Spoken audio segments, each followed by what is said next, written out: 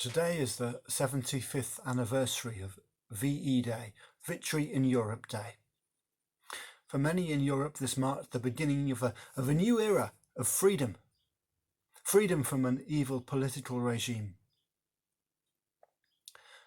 Nearly 2,000 years ago, Jesus began, in a different sense, a new era of freedom, in many ways more significant even than VE Day. Let me read to you our Bible passage for today. Luke's Gospel, chapter 4, verses 14 to 30. Jesus returned to Galilee in the power of the Spirit, and news about him spread through the whole countryside. He was teaching in their synagogues, and everyone praised him.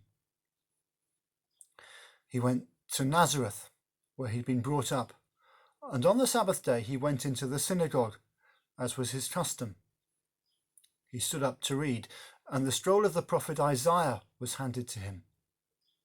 Unrolling it, he found the place where it was written, "The Spirit of the Sovereign Lord is on me, because he has anointed me to proclaim good news to the poor.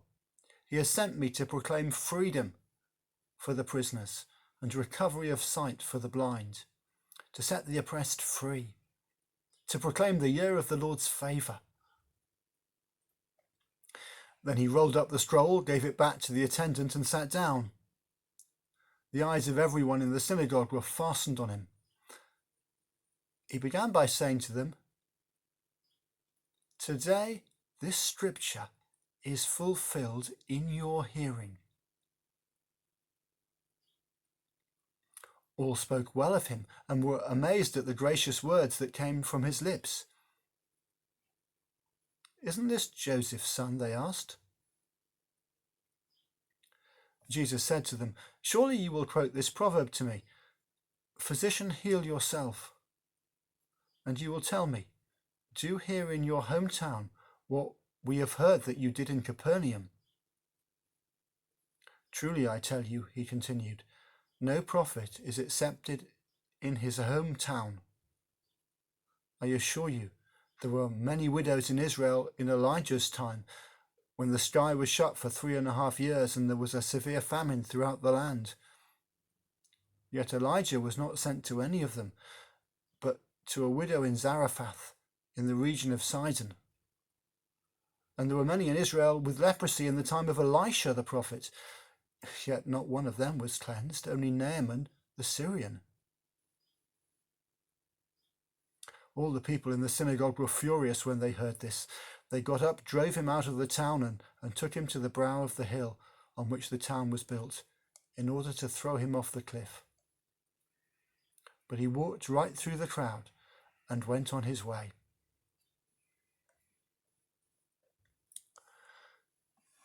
If ever you go to the Israel Museum in Jerusalem, you can see an almost complete copy of the scroll of the prophet Isaiah. And this particular scroll was written before Jesus was even born. And it's from a similar scroll that Jesus himself reads in a synagogue early in his ministry when he returns to Nazareth, the town in which he grew up. And he reads those words from Isaiah, "The Spirit of the Lord is on me, because he's anointed me to proclaim good news to the poor. He has sent me to proclaim freedom for the prisoners, recovery of sight for the blind, to set the oppressed free, to proclaim the year of the Lord's favour." But what Jesus says next is astonishing. "Today this scripture is fulfilled in your hearing." Jesus is making the astounding claim that he himself is the fulfillment of this prophecy. The prophecy is about someone who is anointed. Remember, the words Messiah and Christ literally mean anointed one. Someone who is anointed to bring a message of good news and freedom. And this is Jesus' manifesto, if you like, good news and freedom. And as we read on in Luke's Gospel, we begin to understand how Jesus puts this agenda of good news and freedom into practice. He transforms lives, both in terms of physical healing, like enabling blind people to see, but also in terms of the more important and lasting spiritual healing and opening the eyes of those who are spiritually blind, bringing good news to those in spiritual poverty. Initially, they are amazed and excited, but then their thinking becomes, isn't this Joseph's son? And it appears to many of those in Nazareth who heard him that it appears to us that many of those in Nazareth who heard him are spiritually very short-sighted. It soon becomes apparent from what Jesus says to them that they almost want to own him. They expect Jesus to focus his ministry on them. Perhaps something like, he's from our town. He can look after our town. He's ours. He should put us first. And Jesus is quick to challenge their narrow-minded, short-sighted parochialism, perhaps even nationalism. And he reminds them about two of the great prophets, Elijah, who was sent to a foreign woman and supported her, and Elisha, who healed Naaman, a general in the enemy Syrian army. Now, sometimes today people quote the proverb, charity begins at home. I'm reminded of how in the recent crisis some countries have been vying against each other for medical supplies. Or more locally, a few weeks ago, people's desire to look after their own family led to hoarding of some provisions like loo paper or pasta, causing others to go without.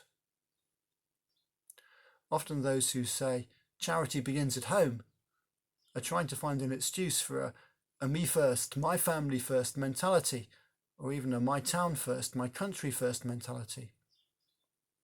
A better understanding of charity begins at home would be that being a loving and charitable person in the home leads to being a loving and charitable person out in the world. The character of loving generosity begins or is nurtured in children when they see the example of loving generosity towards others by adults in that home. In that sense, charity begins in the home or even at home. Next week is Christian Aid Week. Christian Aid are doing some brilliant work helping some of the disadvantaged in the world. There's more information on this week's newsletter. Please do pray for the work of Christian Aid. Why not partner with them? One of the ways we can do this would be to help provide financial support for their work. If you can, wouldn't this be a good weekend to make a donation or to take out a standing order?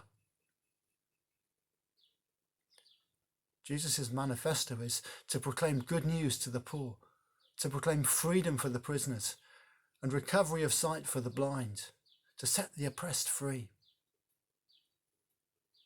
There are both spiritual and physical aspects to all of these. So let's thank God for the freedom victory in Europe has given us from the shackles and chains of a tyrannical political regime.